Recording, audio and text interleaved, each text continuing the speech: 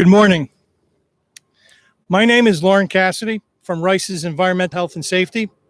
On behalf of all of us at Rice, President David LeBron, Rice's veterans who join us today, and the Veterans Day Planning Committee, I would like to welcome you to the 18th Annual Veterans Day Ceremony. We would like to acknowledge and thank the university for its commitment to hiring veterans like myself and many of you out in the audience today. The positions held by veterans include the skilled trades, managers, lecturers, and postdocs, amongst others. Rice current our community. Before we begin the ceremony, we'd like to call your attention to this small table, which occupies a place of dignity and honor to recognize our POWs and our MIAs.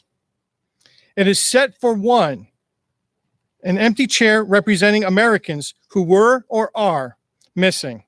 The missing man table consists of the following elements: a small table that is set for one, symbolizing the isolation of the absent service member; a white tablecloth to symbolize the pure intentions of the service members who responded to the country's call to arms; a single rose and the vase symbolizing the blood that service members have shed and sacrificed to ensure the freedom of the United States of America. This rose also represents the family and friends who keep the faith while awaiting the return of the missing service members. The red ribbon represents a love of country and it inspired the service members to serve. A slice of lemon on the bread plate that represents the missing and fallen cannot partake in our celebration. A lit candle symbolizes a light of hope that lives and hearts to illuminate the missing's way home. An empty chair to represent the absence of the missing and fallen. Please take a moment after the ceremony and stop by the table to learn more about the POW and MIA. It is an honor to stand before you as a veteran of the United States Army. I served in the Army from 1988 to 1992 as a forward observer in the 1st and the 319th Airborne Field Artillery Regiment of the 82nd Airborne Division. I landed in the Persian Gulf on my 21st birthday at the start of Desert Shield and through Desert Storm. One of our main tasks was to capture and secure Tallil Military Air Base. I'm very proud of my service, and I'm happy to be here today to honor all those who have served here at Rice. To begin our ceremony, I would like to ask everyone to rise in honor of the national anthem, sung by Eric Taylor, a graduate student of the Shepherd School of Music. He is accompanied by, by trumpet player James McAloon.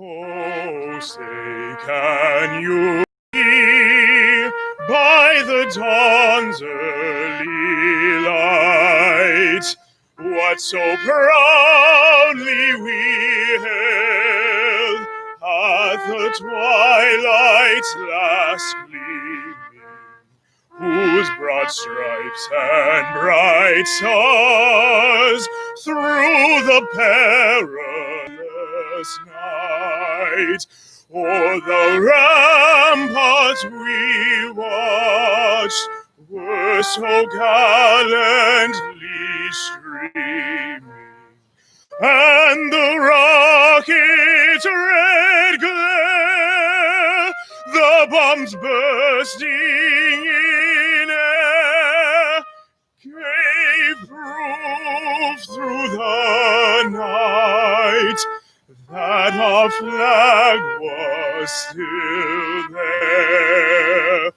Oh, say does that star-spangled banner yet wave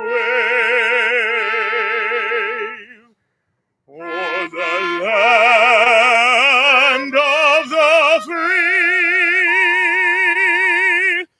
and the home of the brave?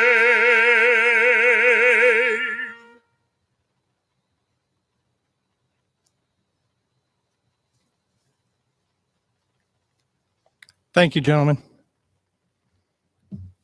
Please be seated.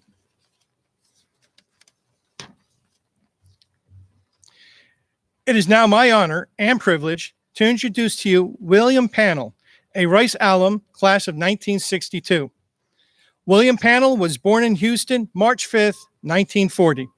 He graduated from Midland High School in 1958 and enrolled at the Rice Institute that fall.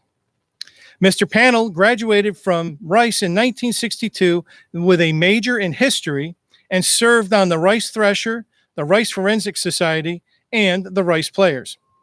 In fall of 1962, Columbia University accepted him as the graduate school for journalism. After receiving his master's degree in 1963, he joined the staff of the Houston Chronicle. In July 1963, on the verge of the draft, Mr. Pannill enlisted in the United States Marine Corps Reserve as a private. He began boot camp in September at Marine Corps Recruit Depot, San Diego, and graduated on time in December, and intelligence school at Landing Force Training Unit Pacific, Coronado, California. He returned to civilian life in Houston as a reporter at the Houston Chronicle. His reserve unit assigned him to the Battalion S2 section and promoted him to private first class. In 1965, he joined the Old Houston Post as a copy editor and later education writer. In 1966, he joined the staff of the Detroit Free Press as a copy editor. He then moved to the City County Bureau and ultimately to education writer. He was a member of the Free Press staff that won the Pulitzer Prize for coverage of the 1967 Detroit riots. He also received that year a direct commission as a first lieutenant in the United States Army, where he served as Assistant Information Officer in the 78th Trailblazer Division. In 1967, Mr. Pannill found and produced an hour-long television news program during the 10-month Detroit newspaper strike. In 1968, he left the Free Press to enroll in law school at the University of Texas in Austin. He graduated in August 1970 and joined the Vincent, Elkins, Searles, and Connolly in Houston. When President Nixon had appointed the former Washington, D.C. as a staff assistant. He resigned from Vincent Elkins in 1975 and practiced law in succession of small firms, where he specialized in trial and appellate litigation. He also served as editor-in-chief of the ABA magazine entitled Litigation. Mr. Pannill retired from active practice in 2005. His second wife, Molly Hammond, is an active classical pianist and harpsichordist. He has 3 daughters. The oldest, Shelley Pannill Stein, now teaches French at St. John's School in Houston. His daughter, Catherine Pannill Center, is a novelist with several bestsellers and 1 movie to her credit. His daughter, Lizzie Pannill Fletcher, is a member of Congress for the 7th Congressional District of Texas. Ladies and gentlemen, Mr. Pannill.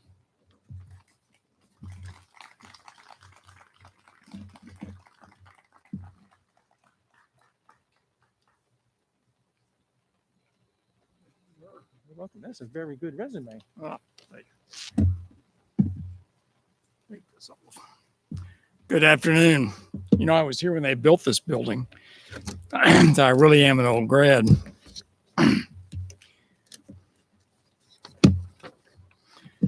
I'd like to talk today about 3 veterans I have known. About 25 years ago, I had a lawsuit for a West Texas wildcatter named Jack Grimm. Jack searched for all kinds of buried treasure. He thought he had found Noah's Ark. I don't think he ever thought he had found, but he searched for the Titanic, lots of other things. And in between times, he would drill for oil. And this was a lawsuit about one of the contracts that he had had. Several of his relatives were among the investors. We got a good result. We celebrated later with a dinner in someplace in downtown Houston. At this dinner, I sat next to one of the plaintiffs, a man named Larry Turner. I told Larry, I understood, Larry had been a senior vice president of Gulf Oil Corporation, which had then merged a little bit before with Chevron, and they retired. On Larry's other side was my secretary's husband, who had been a Marine helicopter pilot. And of course, I've been a Marine reservist. And so the pilot and I told a few sea stories. However, neither of us had ever heard a shot fired at anger. So I thought we should include Larry in the conversation. And I turned to him and I asked, "Were you in the service?" "Yes," he said. "Army, Navy, Air Force?" "Army," he said. "What outfit were you in?" 82nd Airborne Division. I grew quieter. "I guess you saw some action." "Yes," he said. "We jumped into North Africa, we jumped into Sicily, and we jumped into Normandy." I thought, I'm sitting next to an American hero. Now, too late, I realized I should have found a tape recorder and gotten Larry's story. But I was busy, I was overworked, I never saw Larry again. Confusion in the drop and on the ground scattered the paratroopers of both divisions on D-Day. I hope you all have seen, some of you have undoubtedly seen, the great episode of Band of Brothers where all the airplanes go across in the middle of the night to drop the paratroopers in Normandy. A lot of confusion on the ground and in the drop scattered the paratroopers, was lost and wandering in small groups. But parts of the 82nd jumped into the town of St. Manriquez on the off the coast ahead of Utah Beach. St. Manriquez just means St. Mary Church, which is the main feature of the town.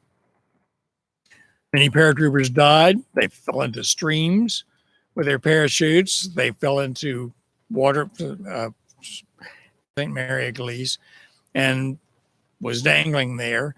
The Germans shot most of the men who were dangling in the trees. This one happened to survive because there was a German sentry in the tower, and he cut the man loose, and he took him prisoner, but he did survive.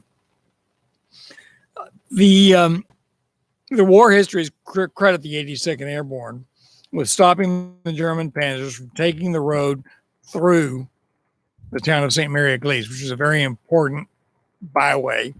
And it runs straight through the town and had to be held by the paratroopers to keep the panzers from coming and disrupting or possibly defeating the invasion.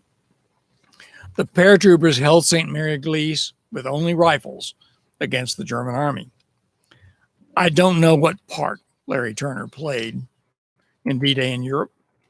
Fortunately, however, last week when I was preparing for this, I did track down Larry's brother and his son, and they told me that Larry had kept a diary of his actions in World War II.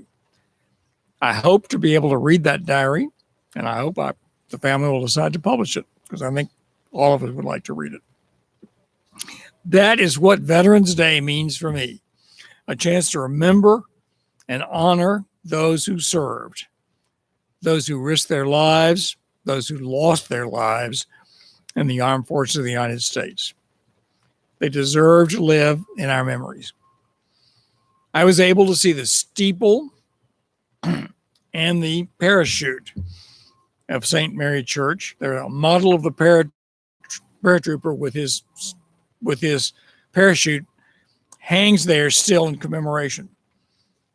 That was because I had the opportunity in 2011, taking Molly on her honeymoon, to do a 2-week tour of Europe from D-Day to the Bulge, a battlefield tour. Our tour leader was one of the great military historians, Edwin C. Bars. Ed, I got to know well over many years. He grew up in Montana, where he named his family's cows for Civil War generals.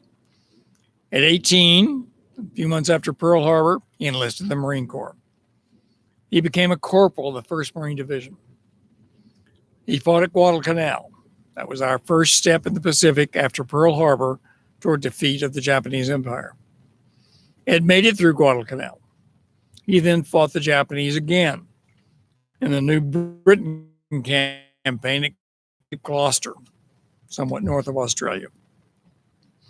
The 1st Marine Division landed at New Britain on December 26, 1943.